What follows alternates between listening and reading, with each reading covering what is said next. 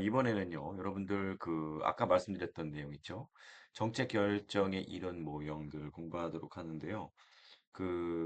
이 정책 결정 모형에 이거 굉장히 중요합니다. 어떻게 하면은 기술적인 요소들과 규범적인 이런 요소들, 이런 것들을 모두 대상으로 해서 정책 결정을 잘 할 수 있을까라고 하는 것인데, 그런 이성적, 합리적인 이성이죠. 합리성이라고 합니다. 이 합리성을 인정하는 정도에 따라서 연속성 상에 좀 위치시킬 수가 있습니다. 합리성이 이성적인 합리 모형은 이런 합리성을 극도로다가 굉장히 중요하게 보는 것이고 쓰레기통 모형은 이런 합리성을 아주 덜 중요하게 보는 거죠. 그죠? 그래서 여러분들 합리성을 인정하는 정도에 따라서 그것이 위치가 달라지게 된다. 그러면 여러분들 합리 모형을 보게 됩니다. 합리 모형. 레이셔널 모델이라고 하죠. 영어로. 이 합리 모형은요. 합리적 인간을 전제로 합니다. 그래서 정책 결정이 실제로 어떻게 이뤄지느냐 보다는 가장 바람직한 결정이 어떻게 이뤄지는지를 우리가 규범으로서, 규범의 규범으로서 그것을 나타내는 겁니다. 그러다 보니까 우선 여러분들이 그 문제가 있잖아요. 우리 사회에서 우리가 살고 있는 주변에서의 문제, 그리고 목표 이런 것들을 굉장히 명확히 해야 된다는 거죠. 그리고 문제를 해결하거나 그리고 그 목표를 달성할 수 있는 뭘 만들어야 돼요? 정책을 하려면은 정책 전에 대안들이 많이 있어야 되겠죠. 그리고 그 대안들이 가져올 결과 이런 것들도 우리가 미리 알 수 있어야 돼요. 그 대안의 모든 결과를 평가하고 대안별로 비교도 해야 된다. 그리고 목표 달성 극대화하는 최선의 대안을 선택한다. 그래서 합리적인 그 모형에서는요, 뭘 굉장히 중요하게 생각해요? 목표 달성이 되게 중요합니다. 목표 달성이 중요해요. 뭐보다? 과정. 알겠습니까? 네. 여러분들이 이걸 기억하십니다. 합리 모형은요. 합리 모형은 그래서 인간의 이성이나 합리성, 그리고 과학적으로 증명할 수 있는 거죠. 이런 걸 통해서 우리가 의사결정을 할 수 있고 그래서 정책을 결정한다. 라고 하는 겁니다.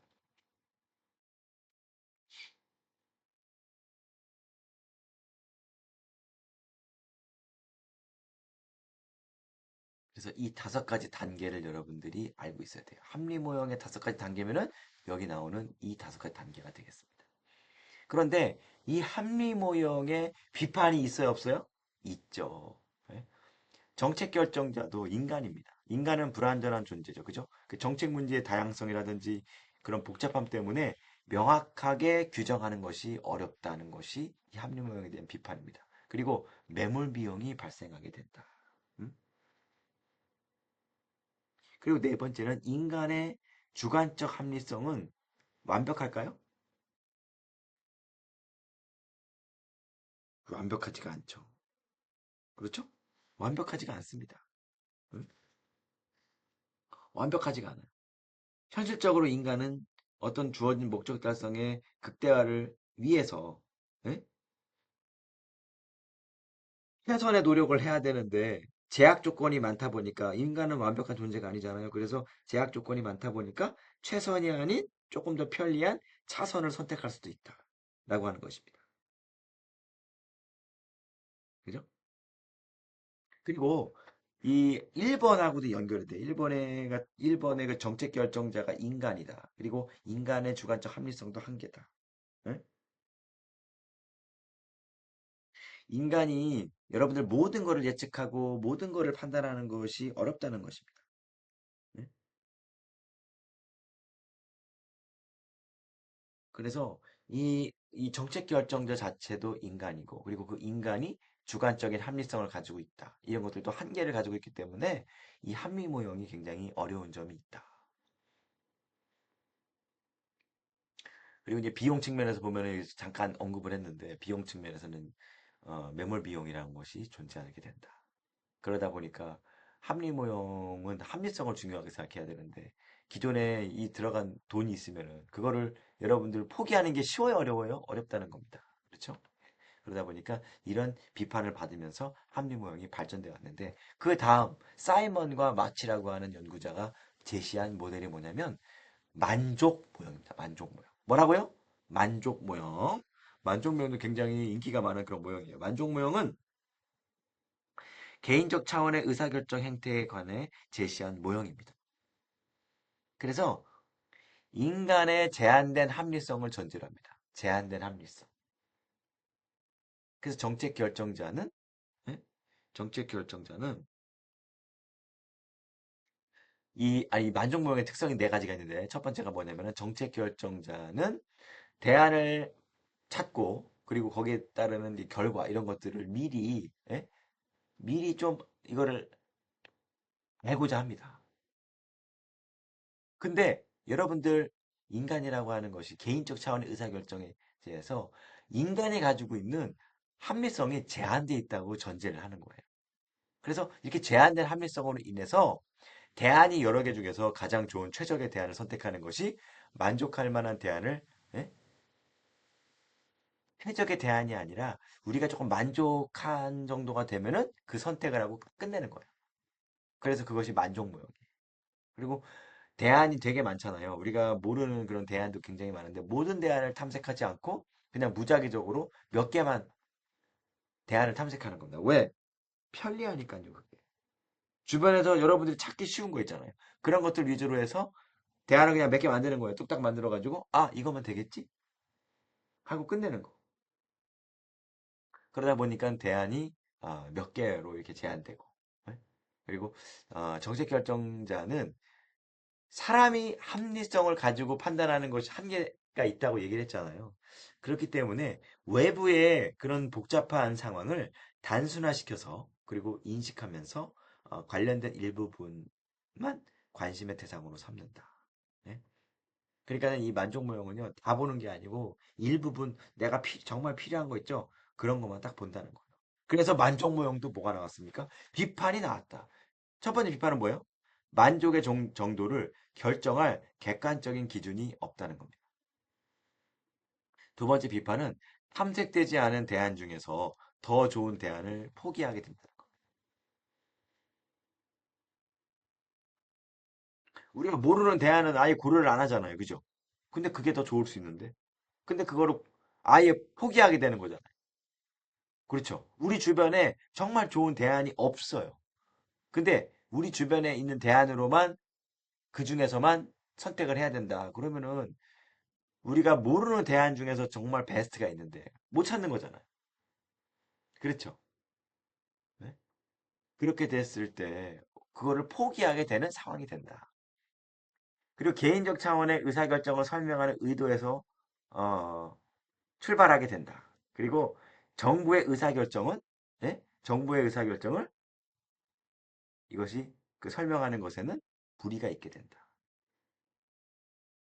그래서 개인적 차원의 의사결정을 이렇게 얘기하는 그런 의도에서 나오는데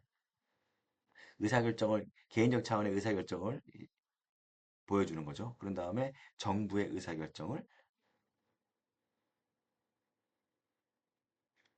말해주는 것으로. 그래서 그것으로 예?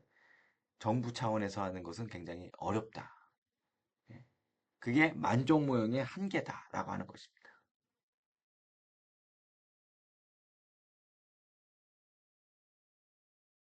알겠습니까, 여러분?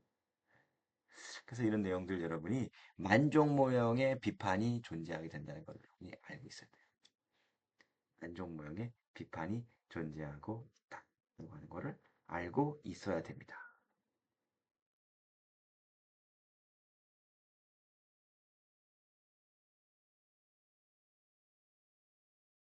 그러면 그 다음 모형은 뭐예요? 점증주의 모형. 무슨 모형? 점증주의. 영어로는 incremental. 영어로 뭐라고요? incremental이다.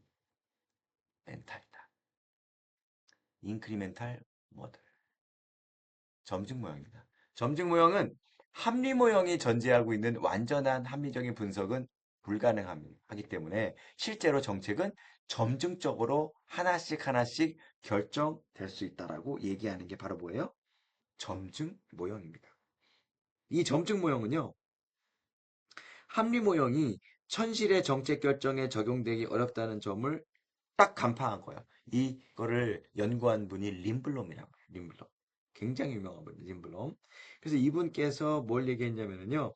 현실에 실제로 정책 결정을 그 얘기하는 거는요. 이 합리 모형. 기존의 합리 모형은 빠뜨리는 게 많다. 합리 모형은 뭘 주로 본다고 그랬죠? 목적을 본다고 그랬죠. 목적만 추구하다 보면은 그 밑에 있는 요소들이 무시될 수 있다는 겁니다. 그러다 보니까 점중주의가 뭐예요? 아, 합리 모형이 큰 그림을 이렇게 그리는 걸 가지고 이거 큰 그림을 처음부터 그리려고 그러면 어렵잖아. 실수할 수 있잖아. 점중 모형은 뭐예요? 요만큼을 그려요. 어? 잘 그려졌네? 또 붙여볼까? 요만큼을 그리자. 또 그려볼까? 또 요만큼을 그려. 조금 조금씩 늘려서 이게 삼각형을 만들어 가는 게 점중주의다 이 말입니다. 알겠어요? 현실에 그 사람들이 가지고 있는 그 앞에서 얘기했던 여러분의 만족 모형에서 있었던 게 뭐예요? 사람이 인지하는 것이 제약이 있고 현실에서 이루어지는 것이 굉장히 그 정치적인 성격 이런 것들로 인해서 제약을 받는데 예? 이런 것들이 예? 합리 모형과 그리고 만족 모형 이런 것들 그러니까 합리 모형이 있어서 그 비판적으로 나온 것이 만족 모형이잖아요. 그죠? 예? 그래서 합리 모형은 완전한 합리성을 추구했는데 점중주의는 그거는 안 된다. 예? 그건 안 된다는 거잖아요. 그죠? 그건 안 된다는 거고 만족 모형은 어차피 인간은 완벽한 존재가 아니니까 그냥 만족해 이거예요. 점중 모형은 뭐예요? 아, 조금씩 해서 이거를 늘려가면 되잖아. 이렇게 얘기하는 거예요. 점중주의. 예? 그러니까 점중주의는 뭐가 되게 중요해요? 과정이 되게 중요하겠죠. 그렇죠. 예? 점중주의는 굉장히 과정이 중요하다는 것을 알고 있어야 됩니다. 그러면 점중주의의 정책 결정은 뭐 어떤 모습을 보일까요? 첫 번째, 대안 분석에서 기존의 정책과 크게 다르지 않은 몇 개만을 추출해서 선택한다. 딱. 여러분들 합리 모형에서는 관련된 거 다 끄집어내죠. 근데 이거는 뭐예요? 몇 개에 포커스를 둔다는 거예요. 그리고 대안의 결과를 예측하고 평가하는 경우에 정보가 충분한 몇 개의 대안에 포커스를 딱 두는 거예요. 리미트를 딱 두는 겁니다. 자, 우리가 이만큼 있는데, 아, 이거 다 보는 거 힘들어. 처음에 요만큼만 해결해. 그리고 각 대안이 가져올 모든 결과를 예측하는 것이 아니라 중요한 몇 가지에 한정시켜서 분석한다. 그리고 목표는 수단의 탐색과 선택 과정에서 설정되거나 수정이 될 수 있다 없다? 있다. 여러분들 처음부터 합리 모형은 큰 거를 그렸다고 그랬잖아요. 그게 점정 모형 그게 아니에요. 처음부터 그리다가 보면은 삼각형이 이렇게 되는 거예요. 아, 이거 잘못 그렸네. 이렇게 되는 거예요. 그러다 보니까 처음에 점중 모형은 조그맣게 늘리는 겁니다. 조금씩 늘리는 거예요. 조금씩 늘리다 보니까 이것이 실수 없이 그릴 수 있다는 거예요. 그러다 보면은 아 이걸 고칠 수가 있잖아요. 요거 틀렸네? 요거를 지우고 요거만 다시 그리자. 이런 식으로 설정되거나 수정될 수 있다. 그리고 대안의 탐색평가 과정에서 나타나는 새로운 정보를 지속적으로 활용시킬 수 있다. 그리고 정책 결정 과정에서 분석이나 평가 작업은 반복적이고 연속적으로 행해질 수 있다. 그 정책은 행정부나 정부가 독자적으로 만드는 것이 아니고 사회의 여러 구성 단위에서 단위에 의해서 분석되고 평가된다는 것입니다. 그러면 이 점중주의의 비판은 뭐예요? 과거 정책의 불합리성 그리고 그 이 집단 간의 관계 있죠. 네? 관계 집단, 그러니까 이해 당사자들이라고 할 수 있겠죠. 정치 권력의 불균형이 일반적인 사회에서는 이거를 다 해도 해주지가 못해요. 네? 그렇잖아요. 왜? 이거는 점증 모형이잖아요. 점증 모형은 조금씩 나타나기 때문에 큰 그림을 보여주는 게 어렵다는 얘기입니다. 그리고 과거의 것까지도 그 범위를 넓혀서 이거를 커버해주고 컨트롤할 수 있는 거가 한계가 있다. 그겁니다. 그러면 현존하는 정책의 소폭 변화만을 고려할 때 얼마만큼이 그러면 소폭이야? 얼마만큼이 점진적인 거야? 기준이 있어요? 없다는 거예요. 큰 변화를 원하지 않는다는 점에서는 뭐예요? 보수적일 수도 있어요. 그리고 또 개혁적인 변화 상황에서는 이게 적용이 굉장히 어려워요. 우리 획기적으로 바꿔보자 하면 이게 바꿀 수 있습니까? 점진적인 거는? 예? 바꿀 수가 없어요. 그렇죠. 여러분이 자동차가 있어요. 자동차 이렇게 여러분이 튜닝을 해요. 예? 튜닝을 하는데 합리 모형에 이런 접근을 해가지고 여러분들 자동차 튜닝할 때는 나는 스포츠카를 만들고 싶어. 그러면은 엔진을 튜닝하고 다 튜닝하는 거예요. 바퀴를 튜닝 다 하죠. 점점 보면 그게 아닙니다. 우리가 조금 조금씩 한번 해볼까? 바퀴만 먼저 해볼까? 속도가 더 빨라지네? 바퀴부터 해보자. 그 다음에 그러면 엔진을 해볼까? 그 다음에 또 뭘 바꿔야 돼? 차의 중장을 바꿔. 하나씩 하나씩 늘려가는 거가 점증적인 모형이라면 합리적인 모형은 무조건 차를 통째로 바꾸는 거예요. 그게 뭐다? 합리적인 접근이다. 그래서 이런 그 큰 변화를 원하지 않는다는 점에서는 이게 보수성이 강하고 그 개혁적인 변화 상황에서는 이거는 불가능한 거예요. 차를 다 바꿔야 되는 상황에서는 이게 가능해야 안 돼요? 안 된다는 거죠. 그러다 보니까 합리 모형과 점증 모형이 통합된 게 나왔어요. 뭐가 나왔어요? 혼합 탐사 모형. 영어로 뭐라고요? 믹스 스캐닝. 뭐라고 영어로 뭐라고요? 믹스 스캐닝. 네? 이 모형이 나왔다. 이 모형이 나왔다. 누가? 에치오니. 굉장히 유명한 분입니다. 에치오니. 이분이 합리 모형과 점증 모의 그 점증 모형의 양쪽의 단점, 양쪽의 단점을 예? 이거를 해소시키고 장점만을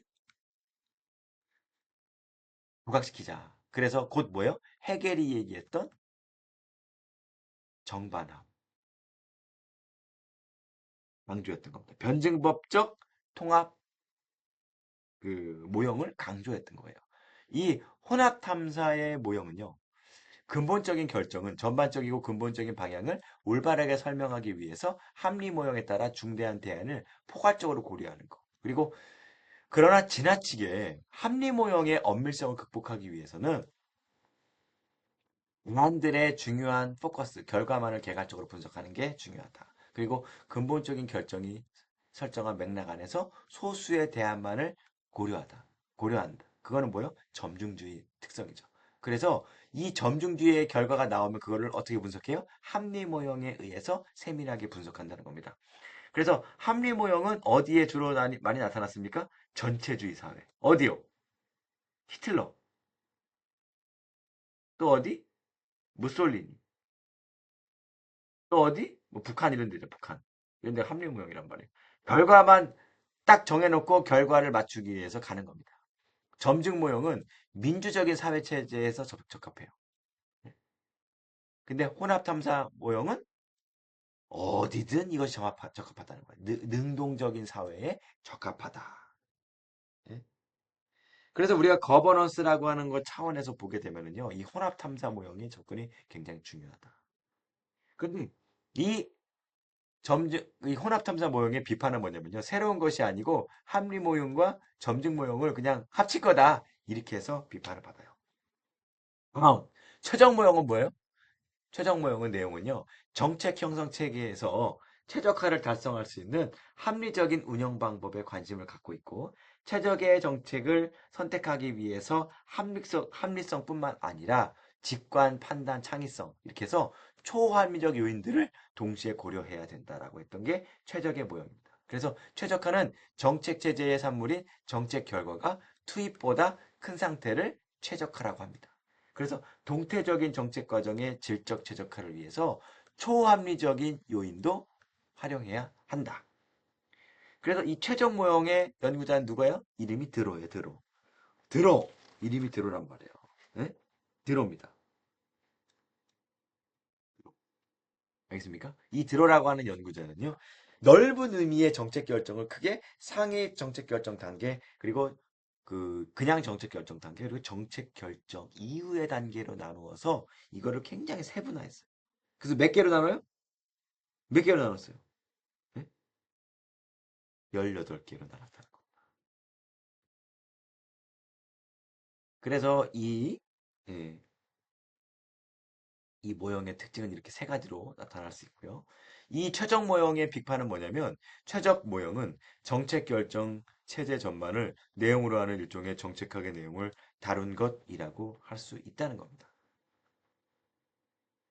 그러면은 최적의 의미가 분명하지가 않고 초합리성을 강조하지만 이용 방법이나 합리성과의 관계가 모호하다라고 하는 비판을 받았다는 거예요. 알겠습니까? 다음은 커퍼레이션 마들입니다. 커퍼레이션 마들. 이 교과서에서는 펌 마들이라고 그랬는데 이게 코퍼레이션 마들이에요. 미국에서는 커퍼레이션 마들이라고 그래요. 이 회사 모형은요.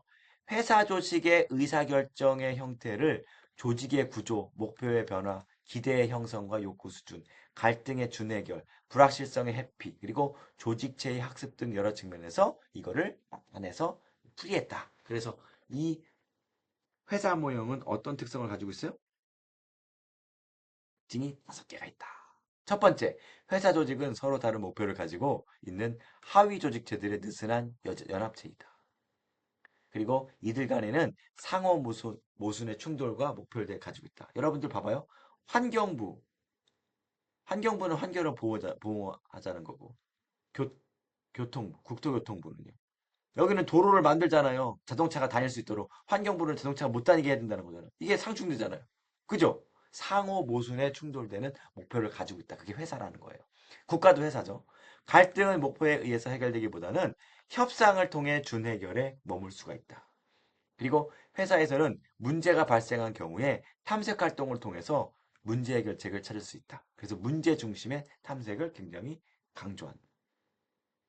단기적인 전략보다는 변화에 즉각 반응할 수 있는 단기 계획을 선호하고 적극적으로 환경을 통제하거나 타협함으로써 회피할 수 있다. 그리고 장기적인 경험을 통해서 학습된 행동 규칙으로 표준 운영 절차를 마련하고 있다. 이거에 대한 비판, 회사 모형에 대한 비판은요, 조직 내 의사결정 중에는 회사 모형에서 설명하는 것보다 훨씬 더 비합리적인 경우가 있다는 겁니다. 그래서 상급자와 하급자 사이에 나타나는 이런 의사결정의 권력적인 이런 요소들이 있는데 이것도 대변해 줄 수가 없다. 그러니까 조직이라고 하는 의사결정 시스템을 특성을 다 반영하는 것에 한계가 있다는 거예요. 다음, 쓰레기통 모형 있어요. 쓰레기통. 쓰레기통 모형. 쓰레기통 모형은 조직화된 혼란 상태, 무정부 상태에서 이루어지는 비합리적인 의사결정 측면을 강조하는 모형이 뭐예요? 쓰레기통 모형입니다. 그래서 조직화된 혼란 상태의 불확실한 선호, 인과관계의 불명확, 참여의 단절적인 일치성 이런 것들 전제로 하고요. 의사결정에는 해결해야 할 문제, 해결 방안, 참여자, 의사결정의 기회 이런 요소들이 있고 이 요소들이 독자적으로 움직인다는 겁니다. 그래서 이들 요소가 우연히 동시에 한 곳에서 만날 때 의사결정이 이루어진다. 그리고 극적인 사건이나 정치적인 사건이 발생했을 때 위에 네 가지 요소가 또 어떻게 돼요? 합쳐진다. 예? 이게 뭐예요? 이게 뭐예요? 예? 쓰레기통 모형이라는 거예요. 그래서 이 쓰레기통 모형은 조직이나 집단의 응집성이 아주 약한 상태. 예? 이런 경우. 그러니까 이게 배가 산으로 가는 경우. 이런 경우 있잖아요. 그런 것들. 예? 그런 것들을 봤을 때는 쓰레기통 모형이라고 할 수 있습니다. 그러니까 이 쓰레기통 결정은 뭐냐면요. 질질 끄는 거. 뭐죠? 그걸? 여기 책에서는 짐백이라고 나오죠. 아니면 날치기 통과. 날치기 통과. 이런 것들 있죠. 응? 이런 것들이 정치적인 요소가 발생했을 때 이런 것들이 이제 그런 거예요. 정치 사건이 발생했을 때는 뭐요? 진빼기 아니면 날치기 이런 것들이 존재하고 있다. 이 비판은 일부 조직이나 일시적으로 이런 혼란 상태에서 예? 그 의사결정 있죠. 예? 그러니까 모든 조직에서 이게 나타나는 게 아니에요. 이거는 그냥 일부 조직이나 일시적으로만 나타나는 거예요. 그러다 보니까 모든 상황을 여기서 나타내 줄 수 없고 해결해 줄 수가 없다는 게 쓰레기통 모형의 단점입니다. 다음, 앨리슨 모형. 앨리슨. 사람의 이름이 앨리슨. 예? 앨리슨 모형은요. 앨리슨 모형은 정책 결정에 참여하는 집단의 응집성을 예? 세 가지로 나누어 가지고 보여줬습니다. 첫 번째는 뭐예요? 정부를 아주 잘 만들어진 유기체로 간주하는 거예요. 그래서 그거를 그 우리 합리적인 그런 여러분 행위자 합리적인 모형. 예? 그래서 정부가 굉장히 잘 굴러가는 시스템이다라고 보는 합리적인 그런 관점에서의 모형. 그리고 정부를 독립적인 하위 조직들이 서로 느슨하게 연결된 거죠. 예? 그 느슨하게 연결된 거. 이거는 이제 앨리슨 모형은 앨리슨이라고 하는 연구자가 이거를 만들었겠죠. 그죠? 예? 이때 어떤 이기 때문에 이랬냐면은 미국의 쿠바 미사일 사건이 있었습니다. 쿠바 미사일 위기. 그래서 미국 케네디 행정부가 정책 결정을 예? 하는 데 있어서 쿠바 미사일 위기가 있었어요. 그래서 그런 경우에 이거에 대응하기 위해서 케네디 정부가 예? 앞에서 우리가 공부했던 그런 모형들로 이게 해결이 안 되는 거예요. 그러다 보니까 앨리슨이라고 하는 이 사람이 그때 당시 케네디 정부가 행했던 예? 것을 바탕으로 해서 모형을 만든 겁니다.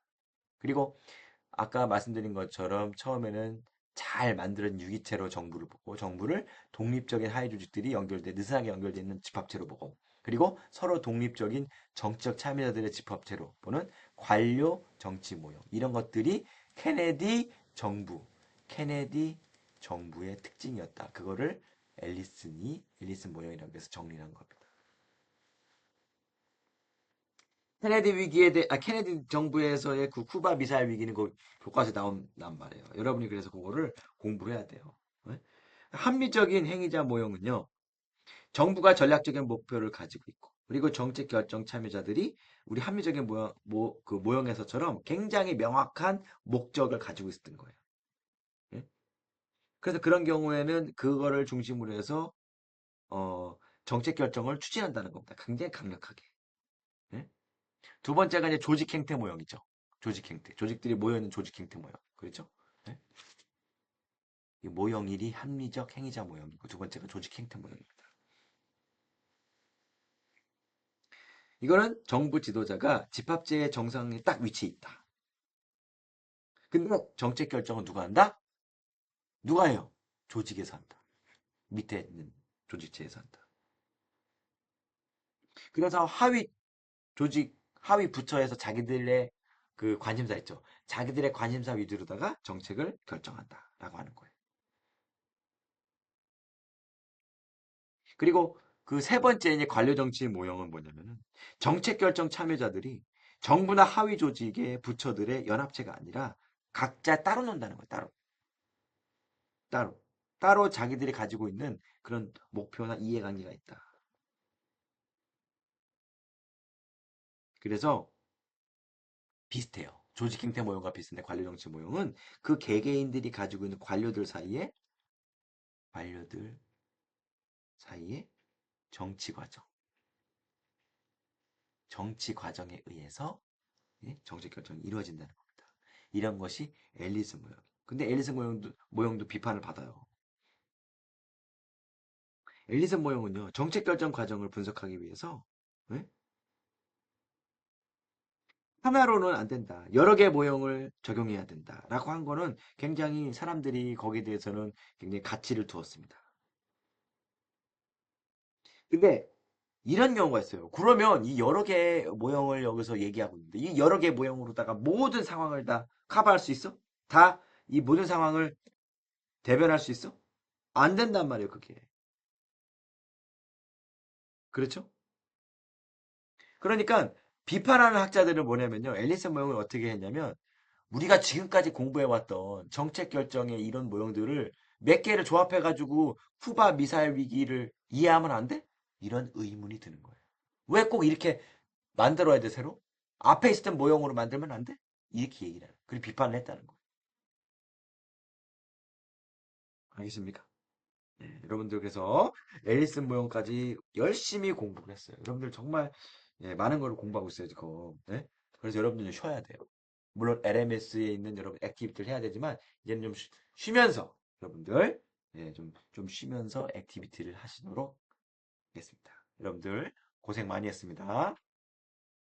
고맙습니다.